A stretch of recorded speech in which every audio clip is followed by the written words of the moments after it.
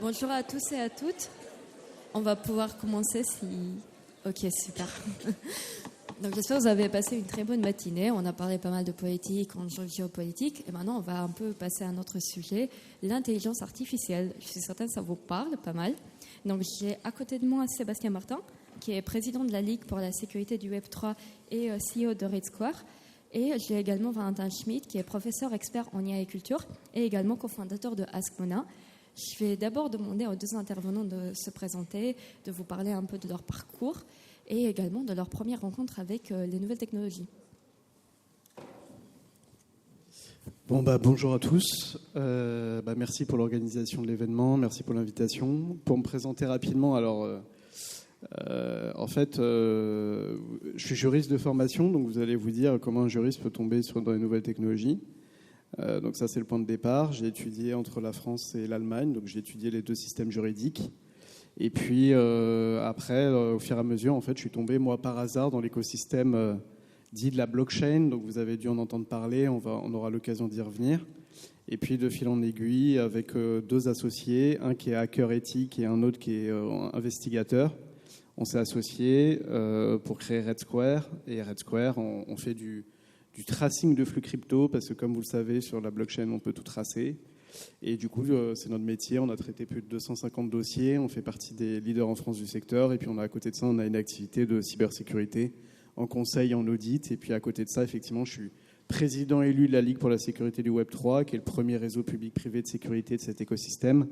Comme vous le savez, puis vous voyez dans l'actualité, il y a beaucoup d'enjeux de sécurité dans ce domaine-là. Et donc notre métier est tout simplement aux côtés donc avec une centaine d'entreprises, parmi lesquelles Vivendi, et puis on a aussi des institutions comme le ComCyber du ministère de l'Intérieur dans notre conseil d'administration. Notre mission est tout simplement de bâtir un réseau de sécurité, partager les bonnes pratiques, et puis évidemment partager les enjeux avec tous décideurs publics. Et donc c'est aussi pour ça que je suis très heureux de pouvoir échanger avec vous aujourd'hui. Bonjour à tous, moi je m'appelle donc Valentin Schmitt et je suis directeur général d'une société qui s'appelle Ask Mona. Ça fait presque 10 ans maintenant que j'évolue dans l'écosystème de l'intelligence artificielle et j'y suis venu non pas par la technologie mais par une idée. Au départ, je me suis dit, donc Ask Mona ça veut dire demande à la Joconde. Cette idée elle vient de Harry Potter. Et quand j'ai vu Harry Potter petit, je me suis dit que cette technologie, je me suis dit qu'il y avait une idée folle à l'intérieur, c'est qu'on pouvait parler aux tableaux et que les tableaux nous répondaient. Moi, je suis passionné de musée, de culture en règle générale, et je me suis dit, un jour, la technologie nous permettra de faire ça, de discuter avec des œuvres d'art et d'avoir des réponses. Et donc, il y a un peu moins de 10 ans maintenant, j'ai créé cette société avec Marion Carré. On a cofondé cette société tous les deux, en se disant, on va investiguer toutes les options technologiques possibles pour réussir à faire parler les tableaux. Et donc on a fait plein d'expérimentations. Celle qui était la plus forte et ce qu'on voit aujourd'hui qui marche le mieux, c'est l'intelligence artificielle. Et aujourd'hui, on fait parler des tableaux dans plus de 200 musées en France et dans le monde. Et on arrive à discuter avec des œuvres d'art comme ça grâce à notre technologie. Et pour répondre à votre question qui est... c'était quoi ma première expérience avec la technologie? Alors, il y a plein d'expériences différentes. Au lycée, je programmais ma calculette pour mettre des jeux vidéo dedans. J'ai toujours essayé de bidouiller un peu ce genre de truc. Et en revanche, ma première rencontre avec l'intelligence artificielle générative est celle que vous utilisez, j'imagine tous à peu près, qui est ChatGPT. Elle est un peu particulière, je peux vous la raconter si vous voulez. La première chose que j'ai demandé à ChatGPT en novembre 2022, quand c'est sorti et que ça a été disponible auprès du grand public, c'est « Est-ce que tu veux écrire un livre avec moi ?» Et ChatGPT m'a dit oui. Et on a écrit un livre ensemble qui était un livre d'entretien. Et donc on a travaillé pendant des centaines d'heures. Ça a pris à peu près 500 heures où je lui posais des questions, il me répondait. Et puis après, il me posait des questions et je lui répondais. Et progressivement, on a vu qu'ensemble, une relation langagière s'est tissée. Et je me suis dit, comme l'IA maîtrise bien le langage et maîtrise en plus de mieux en mieux le langage, et que le langage est la meilleure façon de partager du savoir et de la connaissance, exploitons et utilisons cette force technologique-là, non pas simplement pour faire vos exposés en histoire ou en français, mais surtout pour étendre des expériences culturelles, et c'est ça qu'on propose chez Ask Mona. D'accord, merci beaucoup pour votre retour. Comment vous décriverez une journée type de travail ? Une quoi ? À quoi ressemble une journée type de travail pour vous ? Alors, ma journée type de travail, elle commence par discuter avec mon agent IA. C'est le début de ma journée. Alors, il faut savoir que je suis à la fois un producteur de ces outils, mais un énorme consommateur. J'utilise toute la journée différentes IA pour m'aider à réaliser mes tâches. Et après, la chose que je demande, j'ai un petit agent qui a accès à mon agenda, qui a accès à ma boîte mail et un certain nombre d'autres informations. Et je lui demande de me faire une liste ma to-do list et ma liste de priorités de ce que je dois faire aujourd'hui. Et donc, typiquement, quand je lui ai demandé ça ce matin, j'avais 3 clients à gérer, une intervention dans une autre assemblée et le fait de venir ici. Et donc, il m'a sorti un certain nombre d'informations sur la grande tribune, sur les informations qui étaient sur le site internet, sur le public que j'allais voir. Et puis, il m'a aidé à traiter un certain nombre d'autres sujets. Donc, le début de ma journée, elle commence par ça, souvent. Enfin, tous les matins. Et ensuite, c'est à moitié des exercices de représentation ou de communication, ce que je fais avec vous. Ça peut passer par de la presse, par des interactions avec un public large. Et l'autre moitié, c'est plutôt une partie plutôt de préfiguration de projet avec des clients potentiels. Donc des musées, des représentants de salles de spectacle, de monuments. Et donc, du coup, je viens les voir. On travaille ensemble à l'élaboration de projets. Et je fais cette partie-là, puisqu'on a, en gros, dans l'entreprise, il y a une autre partie des gens qui s'occupent du développement web ou technique, des solutions, du développement informatique, et une autre partie qui s'occupe de la gestion de projets une fois qu'ils sont amorcés. Mais moi, mon travail à moi, c'est vraiment un travail plutôt d'amont. Donc c'est ça les 2 grosses parties de ma journée, plutôt de la représentation et de la préfiguration de projet. Et si j'ai un peu de temps, et c'est ce qui prend généralement le plus de temps, c'est de régler tous les problèmes. Quand on est chef d'entreprise, le job, c'est quand même d'avoir un seau de problèmes, et tous les matins, d'essayer de le vider, et tous les soirs, il se remplit, et tous les matins d'après, il faut les revider. Donc, c'est plein de problèmes très différents. Il y en a, ça peut être très trivial, hein, il n'y a plus de café, il fait trop chaud dans les bureaux, enfin, des trucs bêtes. Il y a des choses qui sont beaucoup plus compliquées, des négociations avec la banque, un client qui ne veut pas payer, la gestion de salariés, et donc ça peut être beaucoup plus important. Et donc c'est à peu près là-dessus que je dois gérer tout le reste en fait, de ma journée. En fait, il y a beaucoup de choses, on va dire, de similitudes. Donc moi, en fait, j'ai une casquette de chef d'entreprise et j'ai une casquette, on va dire, de syndicat professionnel. Donc en fait, casquette de chef d'entreprise, c'est de fixer des priorités. Donc ça, c'est, on va dire, l'étape 1. L'étape 2, c'est d'animer, en fait, une équipe. Chaque membre de l'équipe a sa tâche, on va dire, son secteur aussi d'attribution, parce qu'on a 2 métiers, l'investigation et la cybersécurité.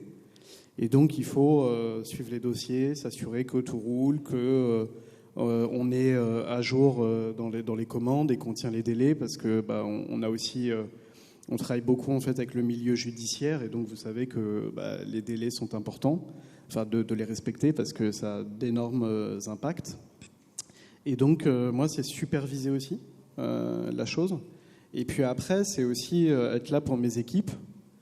Parce que on est sur des métiers nouveaux, on est sur des champs assez inexplorés, et donc y a pas vous ouvrez pas un manuel et puis vous vous dites la réponse est à la page 50.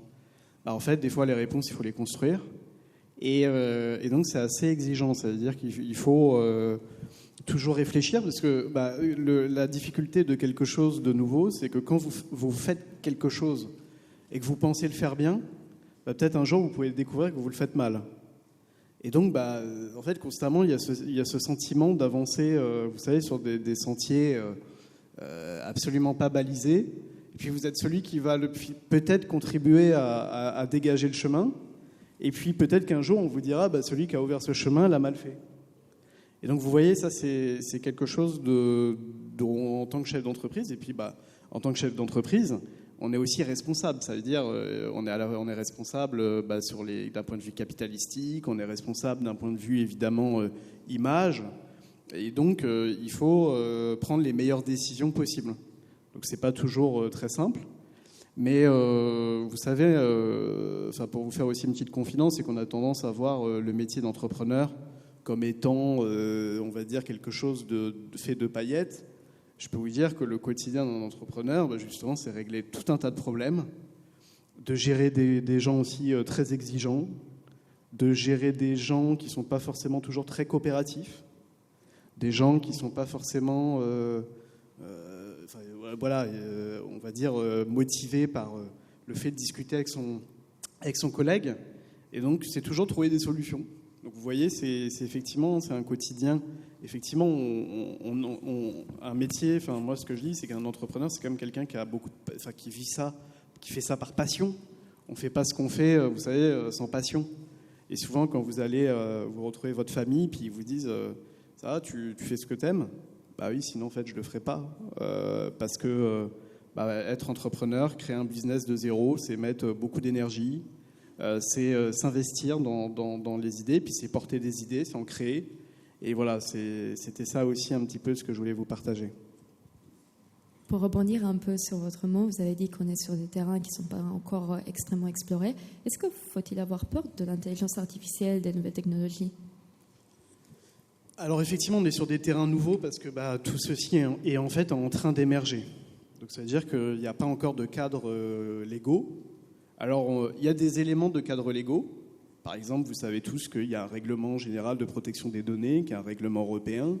Donc ça déjà, ça pose un cadre, parce que vous savez que l'IA, pour fonctionner, il y a besoin de données. Et donc déjà, il y a un cadre à respecter autour de ces données-là. Donc ça, c'est le premier élément. Après, quand je dis qu'on va sur des terrains aussi qui sont nouveaux, il n'y a pas forcément encore tout de suite, par exemple, de marché immédiat. Alors, sur des cas d'usage d'IA, il y a des marchés, mais sur d'autres, il n'y en a pas encore. Et donc, c'est comment avoir, vous voyez, l'idée avec le bon timing. Ça veut dire que potentiellement, une idée que vous avez maintenant, aujourd'hui, personne ne veut l'acheter parce qu'en fait, il n'y a pas besoin. Et peut-être que dans 2 ans, il y aura 3 milliards de personnes qui voudront vous l'acheter. Et donc, comment vous gérez toute cette transition-là ? Et finalement, un entrepreneur, c'est quelqu'un aussi qui rythme le temps. C'est-à-dire qu'en fait, son art, c'est de savoir régler le temps et pouvoir, on va dire, animer les choses. Et en fait, vous avez un grand calendrier avec plein d'inconnus. Et puis vous essayez de voir les faits, puis vous essayez de vous dire, on va essayer de faire ça maintenant parce qu'on sent... Et là, petite aussi confidence, c'est qu'il y a beaucoup de parts d'intuition. Alors évidemment, les intuitions, vous voyez, il y a une part assez subjective dedans, c'est-à-dire une intuition, est-ce qu'elle est bonne, est-ce qu'elle est mauvaise, et évidemment, vous consultez des gens. C'est-à-dire qu'il y a des gens autour de vous qui sont des mentors, il y a des gens qui sont vos amis, il y a différentes personnes qui peuvent vous aider. Et puis donc, vous allez essayer de leur dire, voilà. Et dans la crypto, c'est exactement la même chose, c'est-à-dire que on est au tout début de ce qui est en train de se passer. Il y a un peu de cadre régulatory. Ce cadre régulatory, il est fait aussi après, en fait, le fait de constater qu'il y a beaucoup de scandales. Et en fait, on essaie de réagir à ces scandales pour faire en sorte qu'ils ne se répètent plus. Et donc, tout nouveau, on va dire, cadre légal, toute nouvelle disposition légale peut avoir un impact sur votre business. Donc nous, on est dans la sécurité, donc en fait, on va apporter des solutions aux acteurs régulés. Nous, on a aussi des cadres de régulatory à respecter, évidemment. Mais voilà, on n'est pas aussi exposé que d'autres business, mais on est observateur avisé des cadres régulatory qui, en fait, se modifient, se rajoutent, s'enlèvent, etc. Et j'en doute que dans l'IA aussi, c'est la même chose. Est-ce qu'il faut avoir peur de l'intelligence artificielle ? Est-ce que, moi je vais vous poser une question à vous, peut-être vous pouvez lever la main. Qui d'entre vous a déjà utilisé ChatGPT ? Tout le monde a utilisé ChatGPT. Le premier réflexe ou la première chose qui se passe dans votre tête quand vous utilisez ChatGPT, J'ai fait cet exercice avec plein de monde et je leur ai montré ChatGPT. J'ai fait découvrir cet outil à plein de gens très différents. Et j'ai analysé 3 grands types de moments lorsqu'on commence à utiliser ChatGPT. Le premier, c'est « Ah, ça y est, c'est génial, j'ai plus besoin de travailler. Super, j'ai trouvé un outil qui va m'aider pour toutes mes tâches. » Ça, c'est la première réflexe qui est un peu un sentiment de libération. On a un deuxième réflexe qui peut arriver, qui est un sentiment de peur. C'est pour répondre à votre question. Et ce sentiment de peur, c'est de se dire « Oh, c'est tellement bien que j'ai plus d'utilité, j'ai plus de sens, ça marche. Je pourrais plus vraiment exercer ce que j'avais envie de faire parce qu'il y a des outils comme ça qui existent. » Et je pense que le troisième moment ou le troisième réflexe qu'on peut avoir, c'est dépasser l'excitation ou dépasser la peur pour essayer de se dire qu'est-ce qu'on peut en faire de créatif. Parmi vous, j'imagine que donc il y a un certain nombre de lycéens, il y a aussi des gens qui sont dans des études supérieures. Vous avez dû être peut-être confrontés à de la philo. Un des enjeux en philosophie, ce qu'on nous apprend, c'est la pensée critique. Je vais vous donner un petit cas comme ça, une petite façon d'utiliser l'IA pour exercer sa pensée critique. Souvent, on n'associe pas vraiment les deux. C'est de demander à ChatGPT pourquoi votre idée est une mauvaise idée. Moi, je fais souvent ça. J'utilise souvent mes agents d'IA pour essayer de confronter mon idée à une extériorité. Et je lui dis, liste toutes les raisons pour lesquelles mon idée est mauvaise. Si les raisons qui sont évoquées par l'IA ne sont pas très convaincantes, super. Ça veut dire que mon idée est bonne, ou en tout cas que je la juge bonne. Si les raisons sont importantes, alors ça m'oblige à venir retravailler mon idée. Et là, je vous montre un des usages créatifs de l'intelligence artificielle qu'on peut en faire. Et là, l'autre question, c'est donc, de quoi avoir peur si on doit avoir peur de l'intelligence artificielle ? Je ne pense pas qu'il faut avoir peur de l'idée que ça vienne nous remplacer. C'est un outil technologique et ces outils technologiques-là, ils sont toujours là pour venir nous accompagner. Il y a 40 ans, il y avait des experts comptables qui avaient très peur de Excel. Aujourd'hui, ils n'ont plus peur de Excel. Il y a 30 ans, il y a des graphistes qui ont eu très très peur de Photoshop. Et puis aujourd'hui, ça fait partie de leur métier, de leur quotidien. Et je pense que l'intelligence artificielle est de même nature. C'est un outil de plus qu'on va rajouter à notre arsenal. En revanche, on peut en avoir peur à la différence de ces autres outils parce qu'on vient mettre de la donnée dedans. Et c'est de ça qu'il faut avoir peur. S'il faut avoir peur de l'IA, il faut avoir peur de la façon dont l'IA vient nous proposer une lecture du monde. Vous demandez à Midjourney, donc ce logiciel de génération d'images. Vous savez comment ça fonctionne, vous tapez... vous avez dû le faire aussi de la génération d'images avec ChatGPT, vous tapez un mot ou une description et ça vient générer une image. Vous lui demandez à Midjourney, je vais le faire en anglais exprès, picture of a CEO, ça sera toujours un mec, il sera toujours blanc. Picture of a nurse, ça sera toujours une femme et 75% du temps elle sera latina. Pourquoi ? Parce qu'en fait les jeux de données qui sont des jeux de données américains viennent surreprésenter un certain nombre de choses. Et donc derrière, ça a des conséquences, non pas pour la représentation des images, parce que ça, on s'en fout, et puis c'est pas très important, mais ça a une conséquence très forte sur les CV, par exemple. Comment on va faire pour classer les gens dans des cases avec des CV si on délègue ça à l'IA ? Ça peut entraîner des cas de discrimination. Ça peut aussi entraîner des cas de vous préparez vos devoirs avec l'intelligence artificielle, peut-être que vous utilisez ça pour faire vos devoirs. Je vous encourage en tout cas à le faire de façon critique et réfléchie, mais quand même à le faire. En l'occurrence, pour faire ça, ça peut vous biaiser ou avoir un type de réflexion qui est toujours un peu le même. Et ça, moi je pense que c'est ça le vrai danger. C'est pas que l'intelligence artificielle va nous remplacer, c'est pas qu'on vit dans une ère à la Terminator, on va pas connaître une intelligence artificielle générale qui contrôlera le monde. En revanche, on va avoir des données qui vont alimenter ces intelligences artificielles qui peuvent vraiment biaiser nos représentations et il faut s'en méfier. Merci énormément d'avoir évoqué cet exemple de biais de discrimination qui peuvent apparaître finalement. Et justement, en cas de dérive de nouvelles technologies, qui est à blâmer ? C'est l'utilisateur, c'est l'entreprise, c'est le développeur ? C'est tout le monde. Et je dis c'est tout le monde parce que le problème de ces biais de représentation ne vient pas de l'entreprise qui a développé l'IA ou ne vient pas de l'utilisateur spécifique, mais vient de la totalité de la société qui a créé ces données-là. La base de données qui a servi à alimenter Midjourney au départ, c'est une base de données qui s'appelle ImageNet, qui reprend plein de photos qui existent sur Internet. Voilà. Et donc, quand on prend des photos d'infirmiers, il y a plus d'infirmières que d'infirmiers. Quand on prend des photos de patrons, il y a plus de patrons que de patronnes. Et donc, comme il y a beaucoup plus d'images qui ont été prises qui représentent ça, ça entraîne ensuite une base de données à être le reflet des photos qu'on a prises, et ça entraîne ensuite ces intelligences artificielles à ne refléter que l'existant. Donc, en soi, la responsabilité, elle vient de la société entière. Et c'est d'ailleurs sur cette logique-là que les juges américains disent: on ne peut pas mettre de copyright sur des images générées par intelligence artificielle parce que les données qui ont servi à cet entraînement, c'est les données de tout le monde, et donc du coup, en fait, tout le monde en est propriétaire, donc personne ne l'est. C'est un peu ça la logique juridique américaine. Je ne sais pas si elle est juste, je pense qu'elle peut être contestable, mais en tout cas, ça vient de là. En revanche, on peut aussi imaginer donner une responsabilité à un certain nombre d'acteurs. On pourrait donner cette responsabilité, par exemple, aux développeurs ou aux entreprises qui développent ces plateformes-là. Google a essayé de faire ça, c'est assez marrant. Ils ont essayé de se dire, on va essayer de corriger les biais de genre et les biais de ratio dans les moteurs de génération d'images. Mais ça donnait des choses complètement absurdes parce qu'en fait, ils n'avaient pas corrigé les bases de données, ils ont corrigé les résultats de la machine simplement.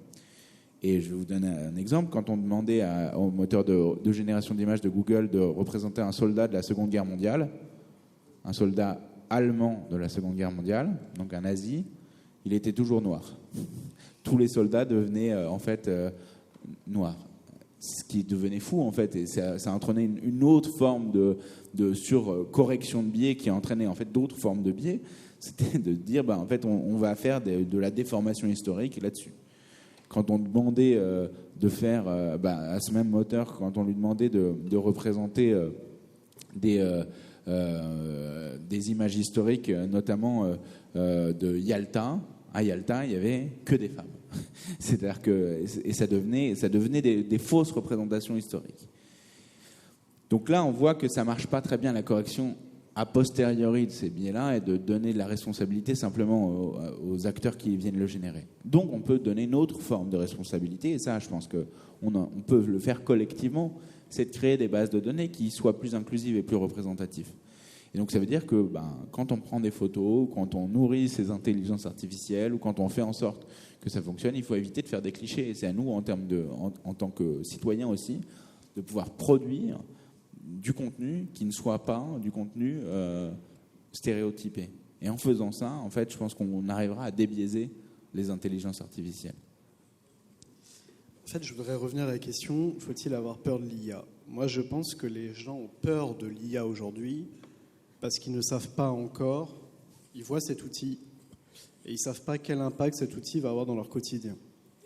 En d'autres termes, ça veut dire qu'aujourd'hui, on a cet outil et en fait, on essaie un peu de l'utiliser à tort et à travers et puis en fait, on ne comprend pas encore exactement ce qui, dans nos tâches quotidiennes, en fait, va être fait en utilisant ChatGPT.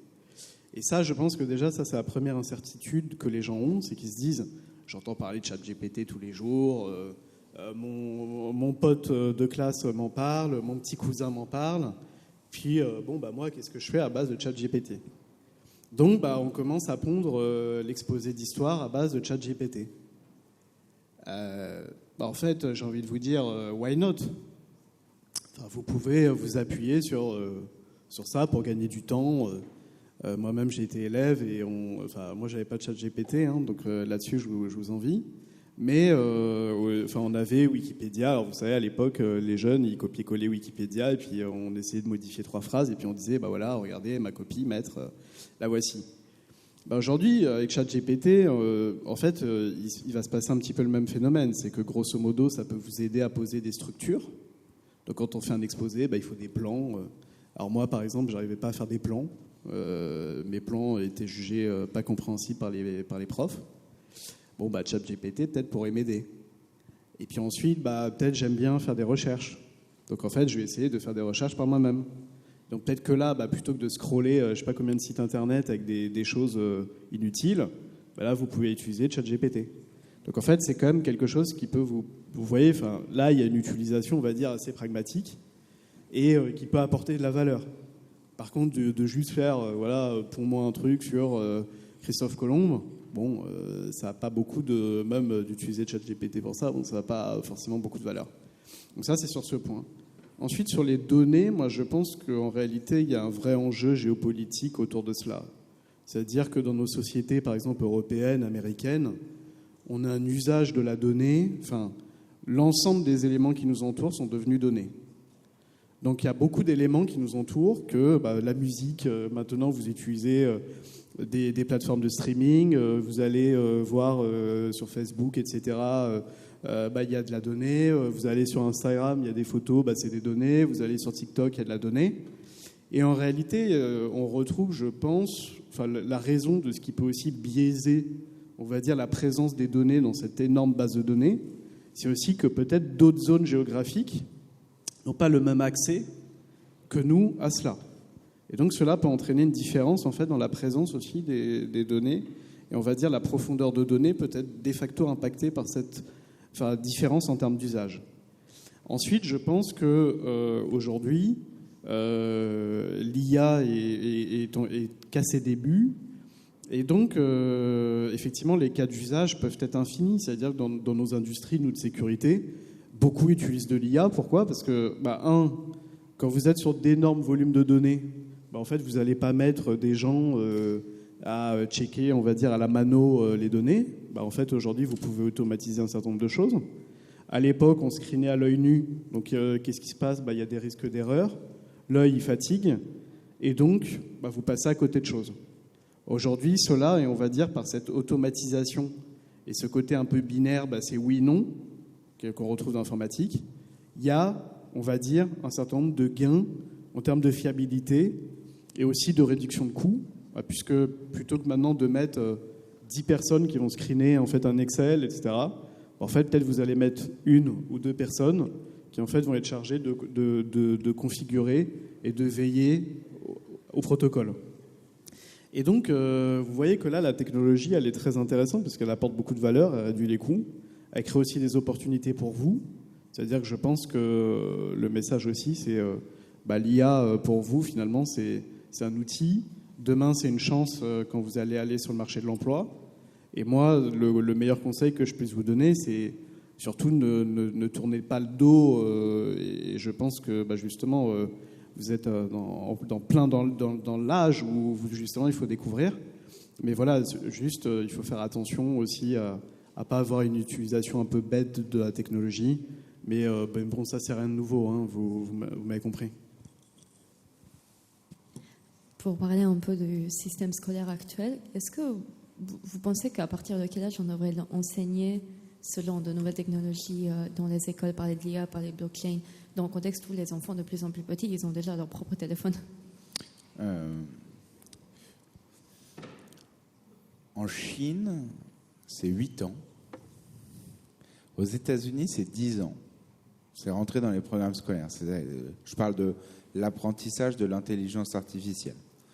Alors, je ne pense pas qu'il soit très sain de donner des outils type ChatGPT à des enfants de 8 ans. Je pense que ce n'est pas comme ça qu'il faut faire les choses. En revanche, je pense que plus on en parle tôt à l'école, plus on aura des réponses importantes. C'est un outil qui va devenir un outil de travail majeur dans les années à venir. Et donc, il faut pouvoir en parler, il faut pouvoir en parler assez tôt. La première chose à faire, je pense, pour des élèves, c'est de comprendre comment ça fonctionne avant d'utiliser l'outil. L'intelligence artificielle, et spécifiquement l'intelligence artificielle générative, c'est du calcul de probabilité. Vous l'avez tous utilisé avant même d'utiliser ChatGPT. Vous avez écrit des SMS, vous dites j'arrive, on vous suggère le mot bientôt après le mot j'arrive. C'est quel est le mot le plus probable après le précédent. La même chose avec l'image, c'est quel est le pixel le plus probable après le précédent. Ça fonctionne comme ça, la base technologique de l'intelligence artificielle. Il faut apprendre aux élèves à comprendre ça d'abord, avant de leur donner et de leur mettre entre les mains des outils. Et la notion de probabilité, de qu'est-ce qui est le plus probable, c'est généralement une notion qu'on commence à aborder en mathématiques à peu près aux alentours de la classe de troisième ou de seconde. On commence à parler de ce type de sujet à ces moments-là. En tout cas, à mon époque, dans les programmes. Peut-être que ça a un peu changé. Ce que je trouve intéressant, c'est d'abord d'appréhender ces notions-là. Mais il ne faut pas se cacher vers sur ce discours théorique pour ne pas utiliser aussi des outils. Et je pense qu'on a des outils qui peuvent être... Enfin, on a des temporalités qui peuvent être des temporalités exploitables pour ça. On a fait un truc exceptionnel en France à l'école qui marche très bien, qui est l'éducation aux médias. Il y a beaucoup de pays qui nous envient de ça. En Allemagne, ils regardent beaucoup ce qu'on fait. En Italie, ils regardent beaucoup. Aux États-Unis, ils regardent beaucoup ce qu'on fait. On a un truc très fort avec l'éducation aux médias. On sait maintenant, vous savez, lorsque vous allez sur un site internet, si c'est un site internet de fake news, vous arrivez à orienter à peu près la qualité d'un site internet et de l'information qui est diffusée parce que vous avez de l'éducation aux médias. Il faut faire la même chose avec l'IA. Il faut avoir un moment d'éducation à l'IA. Et on a des heures pour ça qui existent. Il y a plein de profs de techno aujourd'hui qui apprennent aux élèves à faire de l'informatique, à faire un peu de soudure, un peu d'outils manuels aussi. Ces moments-là de technologie doivent être aussi consacrés, je pense, à l'usage de l'intelligence artificielle. Et plus tard dans les études, on passe des certifications pour apprendre à utiliser Word, Excel, PowerPoint. Et ça existe. Je pense qu'à terme, il faudra avoir ces mêmes types de certifications pour pouvoir utiliser aussi des outils d'intelligence artificielle. Et le vrai sujet, je pense que ça, c'est vraiment le cœur de la bataille, c'est de se dire à quels outils on va former les gens. Et je pense que ce qu'on a fait avec Word, Excel et PowerPoint, c'est donner un blanc-seing à Microsoft dans toute l'éducation nationale en disant il y a un outil généraliste pour tout le monde, c'est celui de Microsoft, c'est la suite de Microsoft. Je ne suis pas sûr qu'il faille refaire la même chose avec l'IA, et je pense qu'on peut avoir un champ qui est beaucoup plus large pour faire en sorte que d'autres acteurs puissent proposer des solutions et qu'on ne puisse pas avoir simplement une seule solution pour tout le monde, mais qu'on en ait plusieurs. Et qu'on crée des IA qui soient spécialisées pour l'éducation nationale. Je vous donne un dernier petit exemple comme ça, et puis après je laisse la parole, mais on a créé avec Nathan, les éditeurs scolaires Nathan, un manuel scolaire augmenté par intelligence artificielle pour les troisièmes. Dans ce manuel scolaire, vous avez un petit QR code, vous scannez le QR code, vous arrivez sur un agent IA qui ressemble un peu à ChatGPT, sauf que le principe, c'est que toutes les réponses sont des réponses qui sont sourcées dans le manuel avec la page du manuel. Donc vous demandez comment fonctionne le théorème de Thalès, on va vous dire, voilà le théorème de Thalès, tu veux en savoir plus, les exercices sont page 82 et la leçon, elle est page 79. Et donc vous pouvez utiliser l'IA, mais en lien avec votre manuel et en lien avec un contenu vérifié par des pédagogues, des enseignants. Et en plus de ça, l'IA permet ensuite de vous interroger, de vous poser des questions en disant tu veux réviser ta leçon de maths, voici 15 questions, tu vas y répondre et l'IA va vous corriger en fonction de votre réponse. Donc ça, c'est ce qu'on a fait avec Nathan. Et ce qui est intéressant, c'est que justement, à la place d'utiliser une IA générique, comme ChatGPT, on en a fait une spécifique sur un contenu spécifique pensé pour les étudiants et pour les élèves par des professeurs aussi. Moi, je pense que je ne vais pas me prononcer sur l'âge parce que, en fait, c'est quand même j'ai un peu l'impression que les technologies, on a chacun nos rapports personnels aux technologies. C'est-à-dire, par exemple, moi, je me suis intéressé aux technologies qu'assez tard. En réalité, bien qu'il y avait déjà à l'époque les petits téléphones, etc. Moi, j'en ai eu assez tardivement. Ensuite, je pense que y en a qui sont très curieux à l'époque. Il y en a qui tripotaient déjà du Windows, qui ouvraient des ordinateurs, etc. Moi, c'était pas du tout ma tasse de thé. Donc, je pense que sur l'IA, on aura un peu, je pense à terme tous le même rapport. Je pense que ce qu'il faut éduquer, c'est plutôt une utilisation responsable des technologies. Et d'ailleurs, pas qu'IA. Je pense que, il y a tout l'utilisation des réseaux sociaux. Nous, on voit parce que, comme je vous le disais, on fait beaucoup d'investigations. On traque des fois des situations assez compliquées. Il y a quand même des choses qui se passent sur les réseaux sociaux.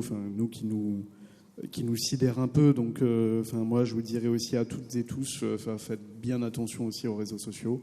Ce que vous y faites, vous allez dire que c'est vraiment tout le temps vous rabâcher la même chose, mais vraiment, on voit des situations où il y a des gens qui le regrettent vraiment ce qu'ils font après sur les réseaux sociaux. Ça, c'est vraiment quelque chose où on peut avoir plein de cas à citer.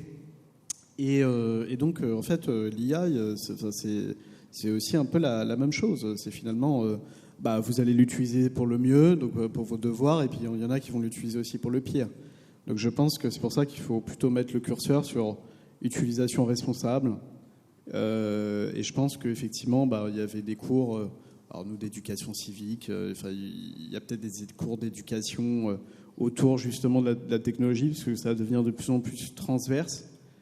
Qu'effectivement, il faut éduquer qu'est-ce que cette techno et qu'est-ce qu'elle va peut-être impacter en termes de métier, pour qu'en fait, vous puissiez aussi, vous, dans vos réflexions professionnelles, intégrer ces opportunités professionnelles en fait suffisamment tôt.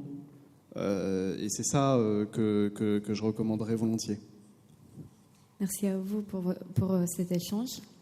Pour le public, 2 petites questions si vous voulez participer.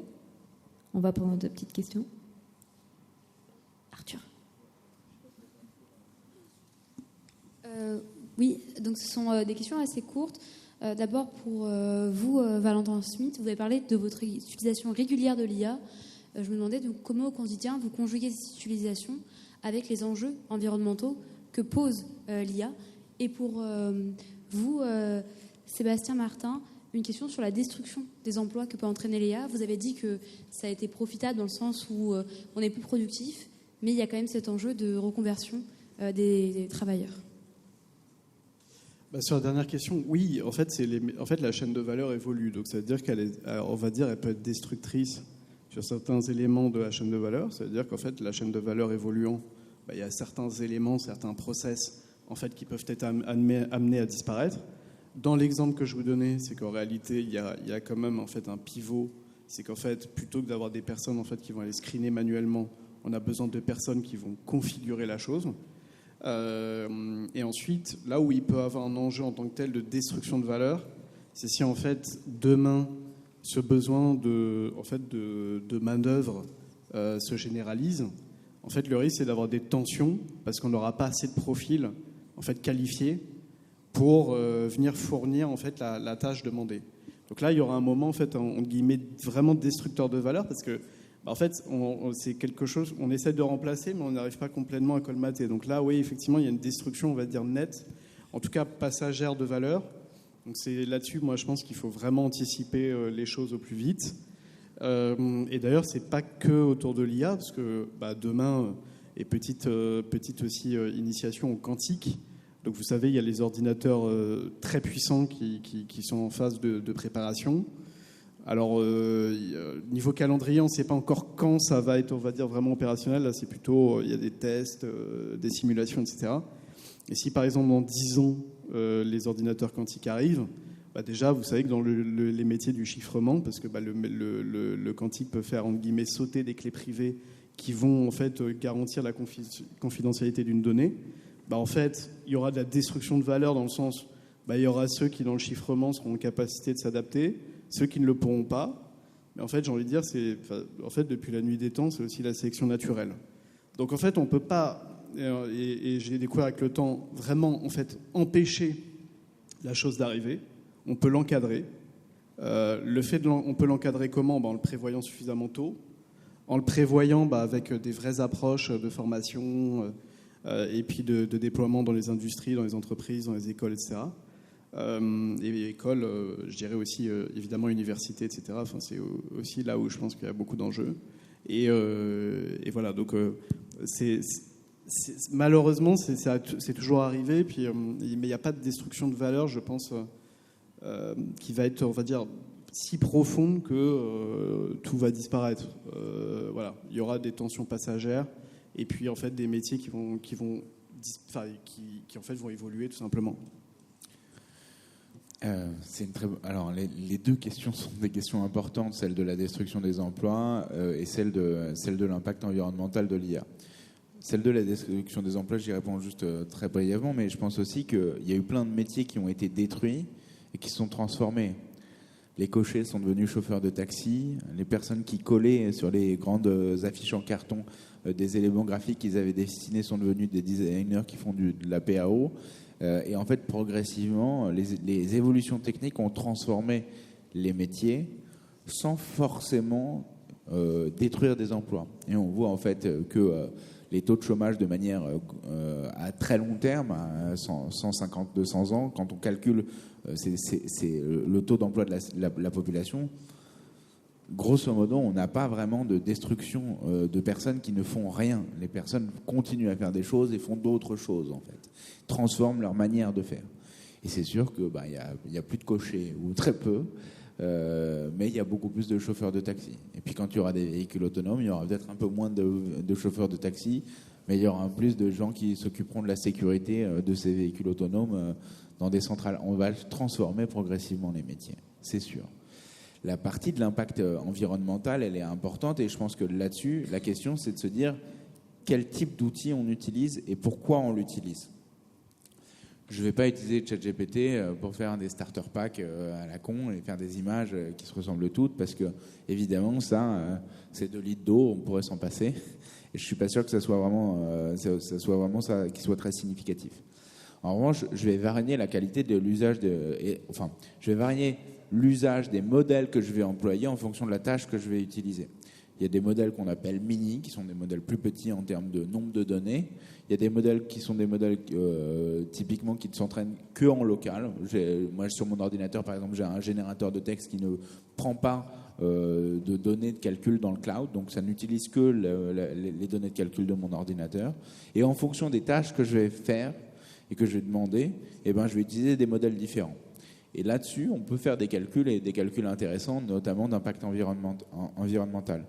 Quand j'utilise ChatGPT pour faire une recherche profonde et faire du deep research sur un sujet, et que ça me sort 50 pages avec des analyses chiffrées et un benchmark assez important sur une analyse de marché, je pense que ChatGPT utilise beaucoup, beaucoup moins d'énergie que 4 consultants du BCG auxquels j'aurais pu demander de faire ça, qui doivent se nourrir, qui doivent se loger, qui doivent avoir des salaires, qui partent en vacances, qui prennent l'avion, qui font beaucoup, beaucoup, beaucoup d'autres choses que ce que ChatGPT ne fait pas. Et ça, je pense que la manière dont on le calcule aujourd'hui, c'est un peu de se dire soit il y a ChatGPT, soit il n'y a rien, alors qu'en fait, il n'y a pas rien. C'est soit il y a des IA, soit il y a des humains qui font aussi autre chose, et ces humains sont aussi extrêmement consommateurs d'énergie. Je pense que le premier poste de consommation d'énergie sur la planète, c'est l'humain. C'est nos vies à nous, en fait. C'est comment nous on vit. Et en plus de ça, pas n'importe quels humains. Les humains, souvent éduqués dans des pays occidentaux, qui ont des rythmes de vie qui sont assez particuliers. Et typiquement, l'intelligence artificielle, elle ne vient pas automatiser des métiers à faible valeur ajoutée dans des pays en voie de développement. Elle vient automatiser surtout et fluidifier surtout des métiers dans les pays développés de personnes de personnes avec des forts niveaux de diplôme et des forts niveaux d'études. Et c'est eux qui consomment le plus de CO2. Et donc, en l'occurrence, je pense qu'il faudrait bien imaginer des calculs d'impact qui prennent en considération ça. Et dans la vie de tous les jours, si j'ai un conseil à vous donner, c'est ne tuez pas une mouche avec un bazooka. Si vous avez besoin de faire une petite recherche, utilisez plutôt des modèles légers. Sur ChatGPT, il y en a un, vous pouvez les sélectionner, vous pouvez sélectionner la qualité du modèle que vous pouvez utiliser. Utilisez des modèles plus légers que des modèles plus puissants pour pouvoir faire des tâches qui ne demandent pas toute cette énergie. Et arrêtez les starter packs. Merci beaucoup pour cet échange. On va finir ici avec les questions et on va enchaîner avec la prochaine conférence. J'espère que ça vous a plu.